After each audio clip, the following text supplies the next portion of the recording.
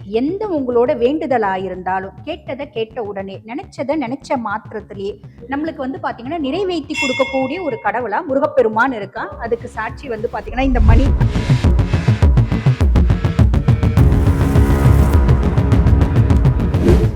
ஒரு அம்மா இருந்தாங்க, அவங்களுக்கு வந்து கேன்சர் வியாதி குணப்படுத்த முடியாது.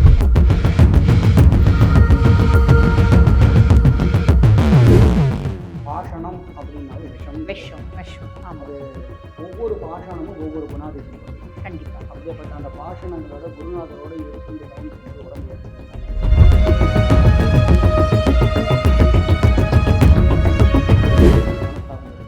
இவர் என்ன பண்ணாங்க, குருவினுடைய அந்த இடத்துல இருக்கிறதுனால இடையூறுகள் நிறைய வந்துச்சு.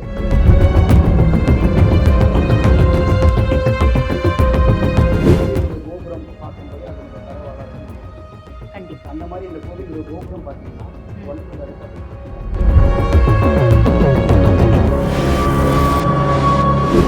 வழக்கம் பழனிக்கு அப்புறம் 3வது இடம் அப்படின்றதுனால 2 கிலோ கோபருடைய 3வது அவருடைய வழித்தொண்டல் பிரகாரம்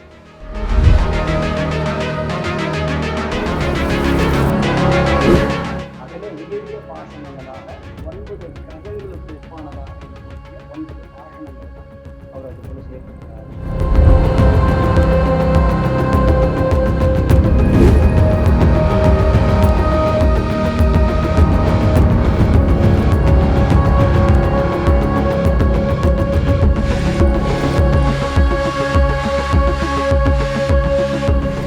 ஆலயம் செல்வீர் நேயர்களுக்கு வணக்கம். ஆலயங்களை தேடும் பயணம் நிகழ்ச்சியில இன்னைக்கு நாம எங்க வந்திருக்கோம் அப்படின்னா, சென்னை பூந்தமல்லி அருகே இருக்கக்கூடிய வடக்கு மலையம்பாக்கம் குரு ஸ்ரீ நவபாஷான வடபழனி சித்தர் பீடத்துக்கு தான் நம்ம வந்திருக்கோம்.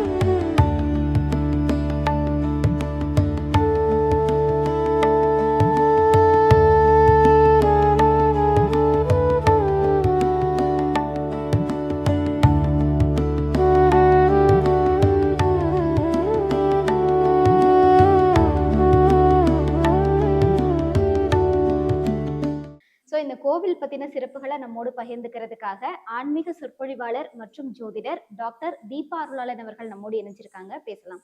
வணக்கம் மேம். வணக்கம் மேம். ஃபர்ஸ்ட் ஆஃப் ஆல் இந்த கோவில் பத்தின சிறப்புகளை சொல்லுங்க. ஏன்னா நவபாஷானம் அப்படின்னாலே நமக்கு வந்து பழனி முருகர் தான் ஞாபகத்துக்கு வருவாரு.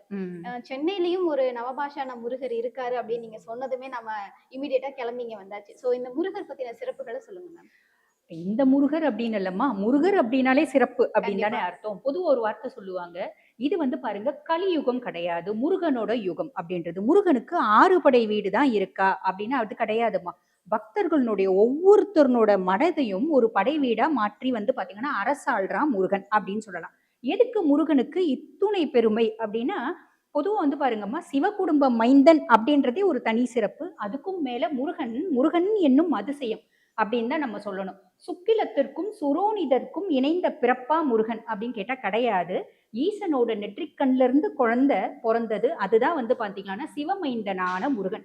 ஆக முருக வழிபாடு அப்படின்றதே ரொம்ப பெருமை வாய்ந்தது. முருகன் என்னும் அதிசயம். முருகல் அப்படின்னா அழகு அப்படின்னு அர்த்தம். அப்படிப்பட்ட முருகனை வந்து பாத்தீங்கன்னா இப்பத்திய காலகட்டத்துல மக்கள் நிறைய பேர் வழிபாடு பண்றாங்க இல்லைங்களா? எதனால திடீர்னு இவ்வளோ வழிபாடு வந்து பாத்தீங்கன்னா வீரியமாச்சு அப்படின்னா அதுக்கு காரணம் முருகன் தான் சாட்சாத் சொல்லணும் அப்படின்லாம். எதுக்கும் மேல வந்து பாத்தீங்கன்னா எந்த உங்களோட வேண்டுதலா இருந்தாலும் கேட்டதை கேட்ட உடனே நினைச்சதை நினைச்ச மாத்திரத்திலேயே நம்மளுக்கு வந்து பாத்தீங்கன்னா நிறைவேற்றி கொடுக்கக்கூடிய ஒரு கடவுளா முருகப்பெருமான் இருக்கான். அதுக்கு சாட்சி வந்து பாத்தீங்கன்னா இந்த மணி அப்படின்னே சொல்லலாம். இப்ப நீங்க சொன்ன மாதிரி நம்ம இந்த நவபாஷான முருகர் கோயில்ல இருக்கும். நிறைய பேருக்கு இந்த நவபாஷான முருகர் கோயில் அப்படின்றது சென்னை விட்டு தாண்டியே நிறைய பேருக்கு தெரியாது. இன்னும் வந்து சொல்லணும் அப்படின்னா சென்னையிலே இருக்க எனக்கே தெரியாது, இப்பதான் தெரியும் அப்படின்லாம். நம்மளோட தேடுதல் பணி தொடரும் போது நம்ம இந்த முருகனை பத்தி கேள்விப்பட்டோம், உடனே வந்தோம். முருகனை யார் ஒருத்தர் வழிபாடு பண்ணாலும் அதனோட வேண்டுதல் உடனே வந்து நிறைவேறுது அப்படின்றது நிதர்சனமான உண்மை. அதுக்கும் மேல முருகனை வழிபாடு பண்றவங்களுக்கு வந்து பாத்தீங்கன்னா அனுதினமும் ஏறுமுகம் அப்படின்ற எந்த விதமான சந்தேகமும் இல்லை. முருகனை நீங்க கூப்பிடுறீங்க, என்ன கேட்கலாம், என்ன கேட்டாலும் முருகன் தருவான், எண்ணியதெல்லாம் கிட்டும், யமபயம் அகன்றோடும், மூவுலகும் பூஜிக்கும், முருகனருள் முன்னிற்கும் அப்படிம்பாங்க. இது இன்றளவும் நிதர்சன உண்மை. முருகனை நீங்க வேண்டனீங்க அப்படின்னா முருகன் ஓடோடி வருவான். முருகன் தனிச்சு வருவானா? இல்லம்மா, பெரிய படையோட வருவான். எப்படி படையோட வருவான்? இதுக்கு அழகா அருணகிரிநாதர் சொல்லியிருப்பாரு திருப்புகழ்ல. அதல சேத நாராட அகிலமேரு மீதாட அபினகாளி தானாட அவளோடு அன்று அதிர வீசி வாதாடும் விடையில் ஏறு வாராட அருகுபூத வேதாளம் அவையாட மதுரவாணி தானாட மலரில் வேத நாராட மருவுவான் உலோராட மதியாட வனசமாமி யாராட நெடிய மாமன் ஆராட மயிலுமாடி ஓடோடி முருகன் ஓடோடி வந்துருவான் மயில் மேல ஏறி அப்படின்னு. இன்றளவும் நீங்க முருகா அப்படின்னு ஒத்த சொல்லு கூப்பிடுங்க, ஒத்த வார்த்தை வந்து பாத்தீங்கன்னா முருகனை நினைங்க, முருகன் ஓடோடி வந்து உங்களோட பிரச்சனைகளை தீர்த்து வைப்பான் அப்படின்றதுல எல்லளவும் சந்தேகம் இல்லை. இந்த கோயிலுக்கு அப்படின்னு பல சிறப்பம்சங்கள் இருக்கதான் செய்து, அந்த சிறப்பம்சங்களை இந்த கோயிலோட குருக்கள் கிட்டே நம்ம கேட்டு தெரிஞ்சுக்கலாம் வாங்க. ஐயா நமஸ்காரம். நமஸ்காரம். ரொம்ப சந்தோஷம். முதல்ல வந்து பாத்தீங்கன்னா இங்க நவபாஷான ராஜ முருகன் முன்னாடி உங்ககிட்ட பேசுறதுக்கான பிராப்தத்தை ஏற்படுத்தி கொடுத்த எங்க குலதெய்வம் முருகப்பெருமான் தான். ஸ்ரீ வள்ளி தேவசேனா சமேத திருத்தணி முருகன் தான் எங்க குலதெய்வம். அவருக்கு முதல்ல கோடான கோடி நன்றியை தெரிவிச்சு இந்த முருகனை பத்தி நிறைய கேட்கணும் அப்படின்னு ஆசைப்படுறேன். இது நான் தெரிஞ்சுக்கணும் அப்படின்றத விட எத்தனையோ பக்தர்கள் இருக்காங்க, முருக பக்தர்கள். அதே மாதிரி பாத்தீங்கன்னா மக்களுக்கு போய் சேரணும் அப்படின்றது. ஏன்னா நவபாஷானம் அப்படின்னா எங்களுக்கு தெரிஞ்சது ஒண்ணுதான், பழனிமலை போகர் வந்து உற்பத்தி பண்ண நவபாஷான முருகர் சிலை தான் எங்களுக்கு தெரியும். அதுக்கும் மேல இங்க வந்து உங்ககிட்ட பேசும்போதுதான் இன்னொரு முருகர் சிலையும் இருக்கு. இது 3வது நவபாஷான முருகர் சிலை அப்படின்றத நீங்க சொன்னீங்க. இது பத்தி மக்களுக்கு கொஞ்சம் தெளிவா எடுத்துறீங்க சாமி. கண்டிப்பாகமா. இப்போ நாம் இந்த நவபாஷான ராஜமுருகர் பார்த்தீங்கன்னா வீட்டில் இருக்கக்கூடிய பகுதி பார்த்தீங்கன்னா பூந்தமல்லிக்கு மிக அருகில் இருக்கக்கூடிய வடக்கு மலையம்பாக்கம் அப்படின்றக்கூடிய கிராம பகுதியில் மீஞ்சூர் டு தாம்பரம் பைபாஸினுடைய சர்வீஸ் ரோடு ஒட்டினா மாதிரி இந்த கோயில் அமைஞ்சிருக்கு. இங்க வந்து ஆட்டோ வசதி அதெல்லாம் இருக்குங்களா? ஷேர் ஆட்டோ வசதி எல்லாம் இருக்கு. சரி, மெயின் ரோட்லேருந்து இங்கே வரும்போது நிறைய ஆட்டோ வசதிகள்லாம் இருக்குது. சரிங்க. மினி பேருந்தும் வந்துருக்கு, அது நேரத்தோட இந்த வழித்தடங்களில் வந்துருக்கு. கரெக்ட். இல்ல வரணும், முருகனை தேடி வரவங்க எங்கெங்கயோ போறாங்க, இங்க ஒரு ஆட்டோ வச்சுன்னு வரது ஒரு சிரமம் இல்ல, நல்லதுதான். பேருந்து வசதிகளை பொறுத்த வரைக்கும் வண்டி வசதியை பொறுத்த வரைக்கும் சௌகரியங்கள் நல்லாவே இருக்கு. நல்லா இருக்கு, நல்லா இருக்கு. வந்து போற இடத்துல சௌகரியமா இருக்கு. கார் பார்க்கிங் பண்ற அளவுக்கு கூட இங்க எல்லாமே இருக்கு. ஆமா, வசதி இருக்கு, நாங்களே பார்த்தோம். கோவிலுடைய கோபுரம் பார்க்கும்போது அதனுடைய தரவாளர்கள் நிறைய பேர் சொல்றாங்க. கண்டிப்பா. அந்த மாதிரி இந்த கோவிலுடைய கோபுரம் பாத்தீங்கன்னா 9 அடுக்கா பிரிச்சிருக்கிறாங்க. ஒவ்வொரு அடுக்குலயும் 8 துளைகள் வைத்திருக்கிறாங்க. மொத்தம் 72 துவாரங்கள் இருக்கு. இந்த சுவாமியினுடைய காத்து பாத்தீங்கன்னா இந்த 72 துவாரம் வழியா உள் வாங்கி சுவாமி மேல பட்டு தான் வெளியே வருது. பகல் பொழுதில் வரக்கூடிய காத்துக்கு சஞ்சீவினி மூலிகை காத்துன்னு சொல்றாங்க. வெடியற் காலம் பிரம்ம முகூர்த்த நேரத்துல இந்த சில்னஸ் காத்து அவர் மேல படும்போது முத்து முத்தா வேர்க்கும். பழனியில வந்து அதை கௌபீன தீர்த்தம் சொல்றாங்க. கௌபீன தீர்த்தம். இப்ப பழனியில வந்து அந்த ஒரு ராத்திரி வந்து பாத்தீங்கன்னா ராத்திரி வேளையில அந்த ராக்கால பூஜை முடிஞ்ச பின்னாடி அவர் மேல சந்தனம் மட்டும் அப்பி அவருக்கு வந்து கோமணம் மாதிரி சாத்தி கீழே வந்து ஒரு கிண்ணம் வச்சு அந்த நீரை வந்து பக்தர்களுக்கு பிரயோகம் பண்ணக்கூடிய ஒரு வழக்கம் இருக்கு. அந்த மாதிரி இந்த இடத்துலயும் இருக்குங்களா வழக்கம்? பழனிக்கு அப்புறம் 3வது இடம் அப்படின்றதுனால ஃபர்ஸ்ட் 2 சிலை போகருடைய செஞ்சது, 3வது அவருடைய வழித்தோன்றல் பிரகாரம் செஞ்சது. அந்த ராக்கால சந்தனம் சொல்லுவாங்க. ராக்கால சந்தனம். ஆமா. இங்க சுவாமி மேலேயும் நாங்க சாத்துறோம் இரவு பொழுதில் ராக்கால சந்தனம்னு. இப்ப சாத்தி இருக்கிற சந்தனம் பாத்தீங்கன்னா அலங்காரத்துக்கு உண்டான சந்தனங்கள். இரவுல ஒரிஜினல் சந்தனம் அவர் மேல சாத்துவீங்க. சித்த மருத்துவத்துல அது என்ன சொல்றாங்கன்னா தாய் நீர்னு சொல்றாங்க. பழனியில வந்து அதை கௌபீன தீர்த்தம். கௌபீன தீர்த்தம். சித்த மருத்துவத்துல அதை தாய் நீர் சொல்றாங்க. இந்த ஆலயத்திலயும் அந்த தாய் நீர் சொல்லக்கூடிய கௌபீன தீர்த்தம் காலையில் 7 மணியிலிருந்து ஒரு 9 மணிக்குள்ள அந்த தீர்த்த பிரசாதங்கள் எல்லா பக்தர்களுக்கும் வரக்கூடிய பக்தர்களுக்கு கொடுக்குறீங்க. அது சாப்பிடும்போது நாவில் இருக்கும்போது சுவை தெரியாது. கண்டம் சொல்லக்கூடிய இந்த இடத்துல தொண்டை பகுதி ஒரு இனிப்பு இல்லைன்னா ஒரு மாதிரி துவர்ப்பு உணர முடியும். இந்த சுவாமிக்குள்ள நவபாஷணம்ன்ற ஒரு சூக்ஷ்மத்தை சொன்னார் போகர். அதுக்குள்ள பார்த்தீங்கன்னா அபரிவிதமான சக்தி கொண்ட 96 மூலிகைகள் சேர்த்திருக்கிறாங்க. இப்ப ஒரு சில வரலாற்று சுவடுகள் பார்க்கும்போது போகரே வந்து பாத்தீங்கன்னா நிறைய வந்து குறிப்பு வச்சிருக்காரு அப்படின்னு கொடுத்திருக்காங்க. அதுல வந்து பாத்தீங்கன்னா ஏறக்குறைய 64 பாஷாணங்கள் விஷங்கள் இருக்கு. அதுல வந்து பாத்தீங்கன்னா 32 இயற்கையா கிடைக்கக்கூடிய மூலிகை விஷங்கள், மீதி 32 செயற்கை மாதிரி செயற்கையில உருவாக்கப்பட்டது அப்படின்னு சொல்லியிருக்காங்க. இதுல நான் 9 பயன்படுத்தியிருக்கேன் அப்படின்ற மாதிரி போகரனோட குறிப்புகள் இருக்கு. இப்ப அந்த 64 அப்படின்றது ஒரு விதமான சரியான ஒரு பதிலா, இல்ல இப்ப நீங்க சொல்றது ஒரு விதமான சரியான பதிலா? ஒரு குழப்பம் இருக்கு இல்லைங்களா? கரெக்டான பதில் தான். இந்த சுவாமியை பத்தி நிறைய பேர் கேட்கும்போது நாம ஆகமம் படிச்சிருக்கிறோம், வேதமும் ஆகமம் படிச்சிருந்தாலும் இந்த இறைவன் வந்து பாத்தீங்கன்னா விசேஷமானது. நவபாஷாணம் போது சுவாமியை பத்தின விஷயங்கள் வந்து இந்த ஆலய நிறுவனர் ரமேஷ்குமார் வைத்தியர் எனக்கு நிறைய சொல்லியிருக்கிறார்.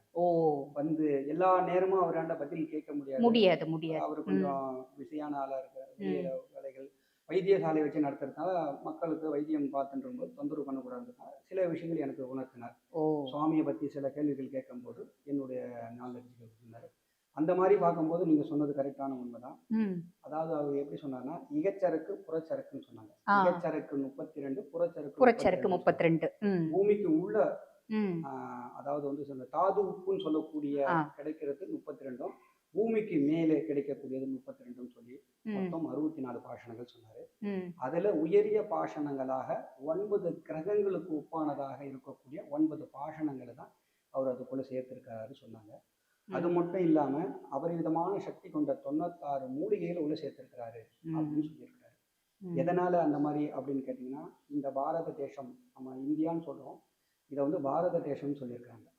இந்த பாரத தேசத்தில் வந்து பாத்தீங்கன்னா மனித குலத்திற்கு வியாதி அப்படின்னு பாத்தீங்கன்னா 4448 வியாதிகள் வரும்னு சொல்லியிருக்கிறாங்க. ஒரு கவியாவே பாடியிருக்கிறாங்க. அத்தனை வியாதிகள், அந்த 4448 வியாதியும் வைத்தீஸ்வரன் வந்து ஒரு வைத்தியம் பண்ணதாவும் நம்ம வந்து வரலாறு படிச்சிருப்போம் இல்லைங்களா? வைத்தீஸ்வரன் கோயிலோட தாத்பரியம் அதுதான் இல்லைங்களா? தையல் நாயகி வைத்தீஸ்வரன். சரி. அந்த மாதிரி இருக்கக்கூடிய அந்த 4448 வியாதிகளை போக்கக்கூடிய மக்கள் நன்றாக நலமுடன் வளமுடன் வாழ வேண்டியதுக்கோசம் தான் பழனி மலை மேல தென் திசை நோக்கி முருகரை பிரதிஷ்டை பண்ணார் போகரும் அவருடைய சீடரும் புலிப்பாணி சித்தர். அவர் மேல் வேர்க்கக்கூடிய சந்தனம், பஞ்சாமிர்தம், தேன், கௌபீன தீர்த்தம் இது அத்தனையும் மெடிசனா இருக்கு, மருத்துவ குணம் வாய்ந்தது. உண்மை. அது மட்டும் இல்லாம அவர் மேல் பட்டு வரக்கூடிய காத்து சஞ்சீவினி மூலிகை காத்தா இருக்குது. அதனால அவரை தரிசனம் பண்ணும்போது மக்கள் வாழ்வில் அனைத்து வளங்களும் நலங்களுடன் வியாதியில நல்ல ஆரோக்கியத்தோடு இருக்கிறாங்க. அதே போலதான் இங்கேயும் பழனிக்கு அப்புறம் 3வது போது இந்த நவபாஷாணம் ஆன 4.5 அடி உயரத்துல சுவாமி இங்க பிரதிஷ்டை பண்ணியிருக்கிறார். கீழே ஆதார பீடமாக பரமேஸ்வரன் இருக்கிறார். ஆமா, சிவலிங்கம் இருக்கு இல்லைங்களா? சிவலிங்கம் இருக்கு. இதனோட தாத்பரியம் என்னங்க? சுவாமியுடைய நெற்றிக்கல் நின்று உதித்தவர் தான் சுப்பிரமணியர், ஆறுமுகம் அப்படின்னு. அதனால சுவாமிக்கு இவர் பின்னாடி இருக்கிறதா தான் இதுக்கு பொருள் கொள்ளணும். அப்ப வந்து ஈசன் வந்து அப்பிரத்யக்ஷ ரூபமா இங்க இருக்கான் அப்படின்றதனோட தாத்பரியம் இல்லைங்களா? சரிங்க சாமி. இப்ப இன்னொரு சந்தேகமும் உண்டு. பொதுவா நவபாஷாண முருகர் சிலையை நம்ம வழிபாடு பண்றோம் அப்படின்னும் போது ஒரு ஜாதகருக்கு பிரச்சனை அப்படின்னா 3 விதமா வருது. ஒண்ணு ஊழ்வினை கர்மம், இன்னொன்னு வந்து பாத்தீங்கன்னா அவங்களோட சுய ஜாதகத்துல கிரகங்கள் ஏற்படக்கூடிய பிரச்சனை, இன்னொன்னு வந்து பாத்தீங்கன்னா ஆபிச்சார தோஷம். இது 3ம் வந்து தீரும் அப்படின்ற மாதிரி நான் கேள்விப்பட்டிருக்கேன். இந்த முருகருக்கும் அப்படி ஒரு தாத்பரியம் இருக்குங்களா? இவரை பத்தி நிறைய தாத்பரியம் இருக்குமா. இக ஜென்மம், பூர்வ ஜென்மம், ஜென்மாந்தரம் சுரந்து வரக்கூடிய கர்மாக்களை குறைக்கிறார். போக்க முடியாது யாராலையும். நம்மளுடைய கர்மாக்களை குறைக்கத்தான் முடியும். நாம பண்ணக்கூடிய தான கர்மங்கள், புண்ணிய கஷேத்திரங்கள், சமுத்திரங்கள், சப்த ஜீவ நதிகள் இதெல்லாம் ஸ்நானம் பண்ணும்போது கர்மாக்களை குறைக்கலாம் அப்படின்னு வந்து வேத ஆகம சாஸ்திரங்கள் சொல்லியிருக்காங்க பெரியவங்க. அந்த மாதிரி பார்க்கும்போது இந்த இறைவனை நாம தரிசனம் பண்ணும்போது நம்மளுடைய கர்மாக்களை குறைக்கிறார். ஜாதக ரீதியா இருக்கக்கூடிய பித்துரு சாபங்கள், பித்துரு தோஷத்தையும் இவர் போக்குறார். அது மட்டும் இல்லாம நவபாஷாணம் அப்படின்னும் போது நவ கிரகங்களுக்கு ஒப்பான பாஷண வடிவில் சுவாமி இருக்கிறதுனால நவ கிரகங்களால் ஏற்படக்கூடிய பிரச்சனைகளையும் தோஷங்களையும் போக்குறார். போக்கக்கூடிய சுவாமி நல்லது இருக்கிறார். நல்லது சுவாமி, நல்லது. ஒரு மனிதனாக பிறந்தால் பிறந்ததிலிருந்து முக்தி அடைய வரைக்கும் அவனுக்கு அத்தனையும் தேவைப்படுது. வீடு, கண்டிப்பா. நிலம், நல்ல ஆமா ஆமா அந்தஸ்து, வசதி வாய்ப்புகள், நல்ல மனைவி, குழந்தைகள், அதை அத்தனையும் அனுக்கிரகம் பண்ணக்கூடிய இடத்துல இந்த சுவாமி இருக்கிறாருன்னு சொல்லியிருக்காங்க. நல்லது நல்லது. பொதுவா ஒரு வார்த்தை சொல்லுவாங்க, பொருள் இல்லாருக்கு இவ்வுலகம் இல்லை, அருள் இல்லாருக்கு அவ்வுலகம் இல்லை. ஆக இந்த முருகப்பெருமானை நம்ம வழிபாடு பண்ணும்போது பொருளுக்கு பொருளும் கிடைக்கும், அருளுக்கு அருளும் கிடைக்கும் அப்படின்றது சொல்றீங்க கண்டிப்பாக. இல்லைங்களா? அதனாலதான் வடபழனி சித்தர் சொன்னார், சூக்ஷ்மமான கருத்து, பற்று பற்று பற்றற்றை ஒன்றை பற்றுன்னு. கண்டிப்பா. அதனுடைய தாற்பயம் சொல்லி பார்க்கும்போது நம்ம மனதுக்குள்ள ஒரு இனம் புரியாத ஒரு ஒரு சந்தோஷம் உணர்த்த முடியும். உண்மை உண்மை. இந்த உலகில் நம்ம ஒரு பொருளை தேடி தான் நம்ம பற்றோட ஓடிட்டு இருக்கோம், குடும்பம்ன்ற பந்த பற்றோட ஓடிட்டு இருக்கோம். ஆனா உள்ள இருக்கிறவர் வந்து பாத்தீங்கன்னா பற்றற்றவர் அப்படின்றார். அவருடைய பாதங்களை சரணாகதி அடைங்க. இந்த இறைவனை தரிசனம் பண்றது பாத்தீங்கன்னா பூர்வ ஜென்மத்துல நீங்க பிராப்தம் பண்ணிருக்கணும்னு சொல்றாங்க. கண்டிப்பா கண்டிப்பா. ரெண்டாவது வந்து சித்தர்கள், இந்த 18 சித்தர்களுடைய அனுகிரகம். இந்த கலியுகத்தில் வாழ்ந்த மகான்கள், ரமண மகரிஷி இருக்கிறாரு, காஞ்சி மகா பெரியவா இருக்கிறார், சேஷாத்ரி சுவாமிகள் இருக்காரு, விசிறி சுவாமிகள் இருக்காங்க, எவ்வளவு பேர் இருக்காங்க. அந்த நம்மளுக்கு தெரியாதவங்க இன்னும் வாழ்ந்துட்டும் இருக்காங்க நிறைய பேர். அந்த பகுதியில இருக்கிறவங்களுக்கு தான் தெரியும் அந்த மகான்கள், இந்த கலியுகத்தில் வாழ்ந்த மகான்கள் தான்.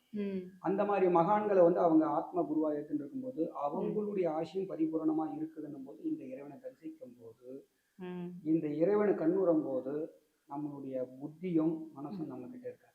சுவாமி எடுத்துக்கிறார் காந்தன மாதிரி அவருக்குள்ள இருக்கிற அபரிவிதமான அந்த சக்தி கொண்ட 96 மூலிகையும் நம்ம சுவாமி அனுகிரகம் பண்ணும்போது நம்ம அவரை பார்த்து நம்மளோட பிரச்சனைகளுக்கு ஒரு வேண்டுதலாக வைத்தாலும் சரி, கோரிக்கையாக வைத்தாலும் சரி, இல்லை பிரார்த்தனை பண்ணாலும் சீக்கிரம் அதை நிறைவேற்றி கொடுக்கறதுல இந்த இறைவன் இருக்கிறார் அப்படின்னு சொல்லுவாங்க. பெரியவங்க சொன்ன வார்த்தை தான், எண்ணம் போல் வாழ்க்கை. நாங்கள் இந்த ஆலயத்துல அந்த வெளியில் இருக்கக்கூடிய அந்த வேலை தாண்டி உள்ள வந்துட்டனாலே ஒரு குட் வைப்ரேஷனை நம்மளால உணர முடியும்.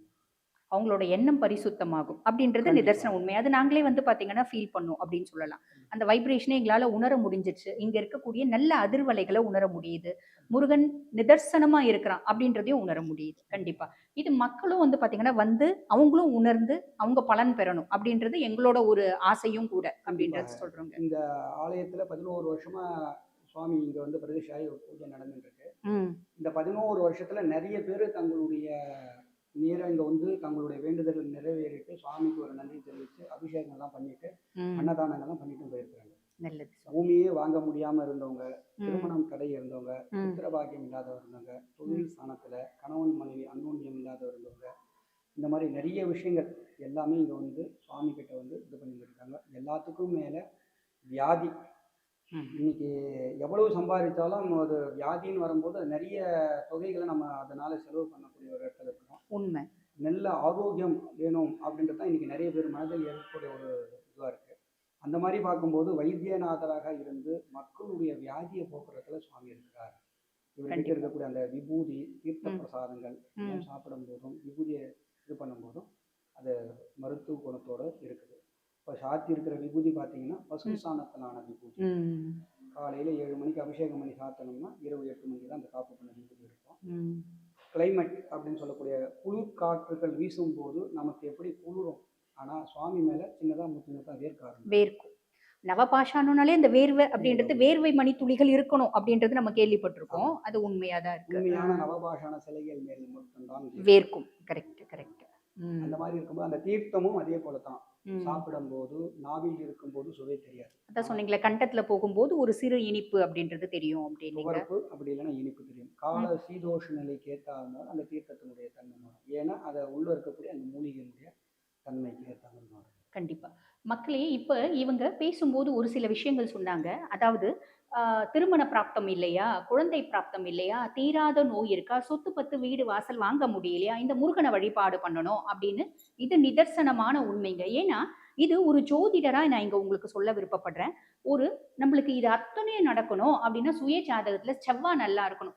நிறைய பேருக்கு சுய ஜாதகத்துல செவ்வாய் நல்லா இருக்குனாலும் சரி, நல்லா இல்லைனாலும் சரி, நல்லா இல்லை கெட்டு போயிருக்கான், 3, 6, 8, 12 இந்த மாதிரி பாவங்கள்ல இருக்கான் அப்படின்னா நம்ம யாரை வழிபாடு பண்ணணும் அப்படின்னா முருகப்பெருமானை தான் வழிபாடு பண்ணணும். காரணம் என்ன அப்படின்னா, நமக்கு முருகன் எப்படி கடவுளோ அதே மாதிரி செவ்வாய் பகவானுக்கும் முருகன் தான் கடவுள். ஆக செவ்வாய் சுய ஜாதகத்துல நல்லா இருக்கானா முருகனை வழிபாடு பண்ணுங்க. செவ்வாய் இன்னும் கொஞ்சம் மனமகிழ்ந்து பிரீத்தியாய் நிறைய நல்லது செய்வான். செவ்வாய் சுய ஜாதகத்துல கெட்டு போயிருந்தாலும், நான் சொன்ன பாவங்கள்ல இருந்தாலும், அதுக்கும் மேல பாபர்களோட பார்வை இருக்கு, சுபர்னோட பார்வை இல்ல அப்படின்னாலும் முருகப்பெருமான வழிபாடு பண்ணுங்க முடியும். அப்படின்னா இந்த நவபாஷான முருகனை வந்து வழிபாடு பண்ணுங்க.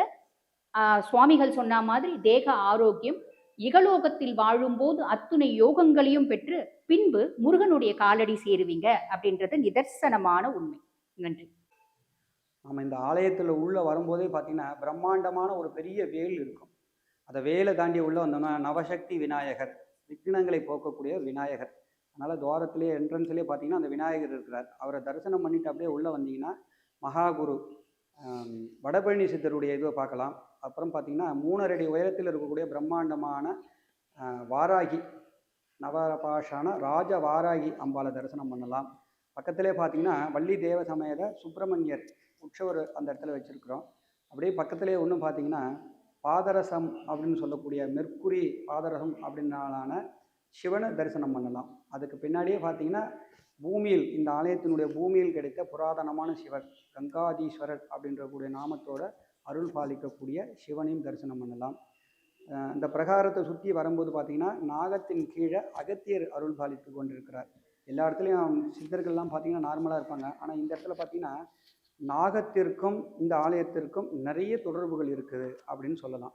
அந்த நாகத்தின் கீழ் சித்தர் அருள் பாலிக்கிறார். அவரை தாண்டி பின்னாடி பிரகாரம் சுற்றி வரும்போது பார்த்திங்கன்னா 27 நட்சத்திரக்காரர்கள் உத்தேசித்து 27 நாகங்கள் இங்கே பிரதிஷ்டை பண்ணியிருக்கிறாங்க.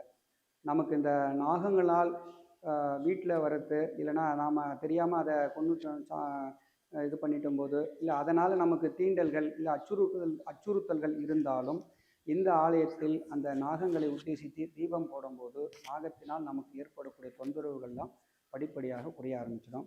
அம்பாள் பார்த்திங்கன்னா நாகஸ்வரூபிணியாக இருக்கக்கூடிய அம்மாச்சார் அம்மன் அப்படின்ற பேரில் அனுகிரகம் பண்ணிட்டு இருக்காங்க.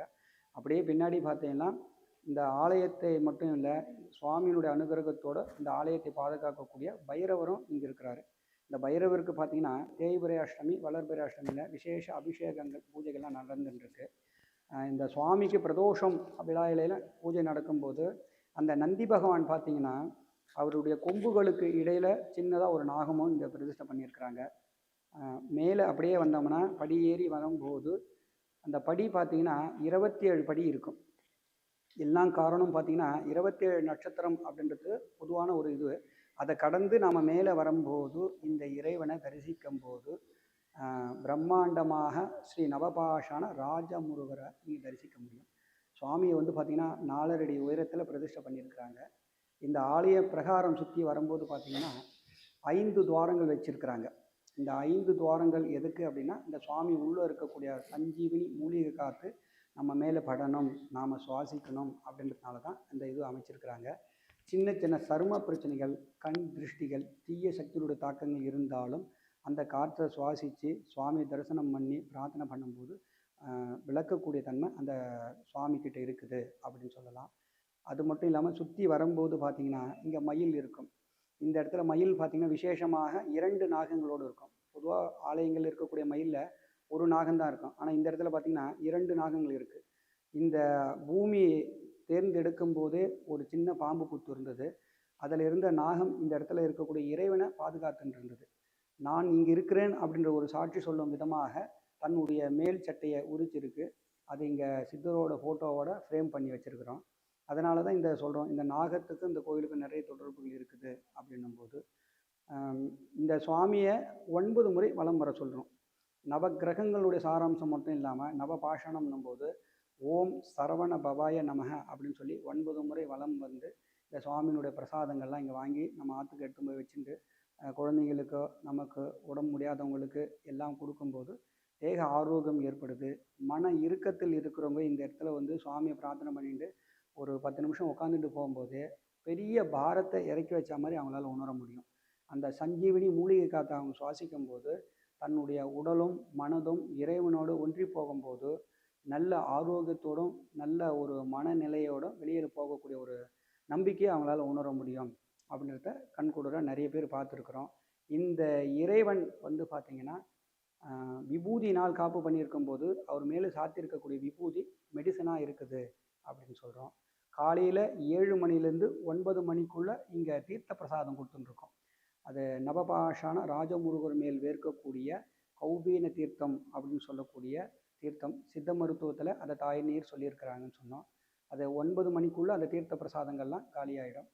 ஏன்னா உடம்பு முடியாதவங்க, வயசானவங்களுக்கெல்லாம் கூட இந்த தீர்த்த பிரசாதங்கள் வந்து பாட்டிலில் வாங்கிட்டு போய் ஆற்றுல இருக்கிறவங்களுக்கெல்லாம் கொடுக்கும்போது சாப்பிட்டு நல்ல தேக ஆரோக்கியம் ஏற்பட்டிருக்கு, நிறைய மாற்றங்கள் ஏற்பட்டிருக்கு அப்படின்னு சொல்லியிருக்கிறாங்க. பக்தர்களுடைய செவி வழி வாழி வழியாகவும் இங்கே வந்து இறைவனுக்கு தங்களுடைய வேண்டுதல் நிறைவேறின பிறகு அபிஷேகங்கள், ஆராதனைகள், அன்னதானங்கள் இது மாதிரிலாம் சிறப்பாக செஞ்சுட்டு இருக்காங்க. வியாதியை போக்குறதுல வைத்தியநாதராக இருந்தும் நம்மளுடைய தலையெழுத்து போக்குறதுல சுவாமி இங்கிருந்து அருள் பாலித்துட்டு இருக்கிறார். வெளியில் பார்த்தீங்கன்னா கோபுரம் பார்த்தீங்கன்னா வித்தியாசமாக இருக்கும். ஒரு ஆலயம் அப்படின்னும் போது உள்ளே வரும்போதே பார்த்தீங்கன்னா அந்த கோபுரத்தை பார்ப்போம். நம்ம கோபுர தரிசனம் கோடி புண்ணியம்னு சொல்லுவாங்க. இந்த கோபுரம் பார்த்தீங்கன்னா சித்தர் வந்து தன்னுடைய சீடருடைய கனவில் சொன்னது பிரகாரம் வடிவமைச்சிருக்கிறாங்க. 9 அடுக்காக பிரிச்சிருக்கிறாங்க. ஒவ்வொரு அடுக்குலையும் பார்த்தீங்கன்னா 8 துளைகள் வைத்திருக்கிறாங்க. மொத்தம் 72 துளைகள் இருக்குது. அந்த 72 துளைகளும் நம்ம மனித உடம்பில் இருக்கக்கூடிய முக்கிய நரம்புகளை குறிக்கும் விதமாக அமைச்சிருக்கிறாங்க. இந்த கர்ப்பகிரகத்தில் இருக்கக்கூடிய சுவாமி மேலே பட்டு வரக்கூடிய அந்த சஞ்சீவினி மூலிகை காற்றே பார்த்தீங்கன்னா அந்த 72 துவாரத்தின் வழியாக காற்று உள்வாங்கி சுவாமி மேலே பட்டு வரக்கூடிய காற்றாக தான் இருக்குது. அதனால தான் இந்த ஜன்னல் எப்பயுமே க்ளோஸ் பண்ணி வச்சுருப்பாங்க. அந்த சஞ்சீவி மூலிகை காற்று இங்கே சுவாமி மேலே படணும். நம்ம மேலே இருக்கக்கூடிய சின்ன சின்ன பிரச்சனைகள், சரும பிரச்சனைகள், தீய சக்தி தாக்கங்கள் எல்லாம் விரட்டக்கூடிய சஞ்சீவினி மூலிகை காற்றா இங்கே அமைஞ்சிருக்குது அப்படின்னு சொல்லுவாங்க. இங்க வந்து இந்த முருகனை நீங்க தரிசனம் பண்றீங்க அப்படின்னா முருகனை உன்னிச்சு கவனிங்க. இன்றைக்கு நாங்க வந்து பாத்தீங்கன்னா இந்த ஷூட் எடுக்கும் போது முருகன் மேல வந்து பாத்தீங்கன்னா பசும் சாணத்தால் ஆன விபூதி அப்படின்றது அவங்களுக்கு வந்து அணிஞ்சிருந்தாங்க. அந்த விபூதி வந்து பாருங்க நல்ல கருத்து இருந்துச்சு. அதுக்கும் மேல அங்கங்க முத்து முத்தா முத்து முத்தா ரொம்ப அழகா வேர்த்து இருந்துச்சு. முருகன் வந்து பாத்தீங்கன்னா நின்ற கோலத்துல சிவலிங்கத்துக்கு மேல காட்சி கொடுக்குறாரு. அந்த சிவலிங்கத்து மேலேயும் நிறைய அந்த வந்து முத்து முத்தா முத்து முத்தா அந்த வேர்த்த நீர் வந்து கொட்டி இருந்துச்சு. ஆக வரவங்க கண்டிப்பா இதை பாருங்க. முருகனோட அனுகிரகத்தை பரிபூர்ணமா பெற்றுக்கணும் அப்படின்னு ஆத்மார்த்தமா வேண்டி கேட்டுக்கொள்கிறேன். மேம், சென்னையில நவபாஷான முருகர் கோவில் இருக்கு அப்படின்னு சொல்லி கூப்பிட்ட உடனே இமீடியட்டா கிளம்பி வந்து கோவில் பத்தின நிறைய விஷயங்கள் நம்மளுடைய நேயர்களுக்காக வழங்கியிருக்கீங்க மேம். தொடர்ந்து நம்ம இது மாதிரி அடுத்தடுத்த கோவில்கள் விரைவில் நம்முடைய நேயர்களுக்காக கொடுக்கணும். நன்றி மேம். நன்றி.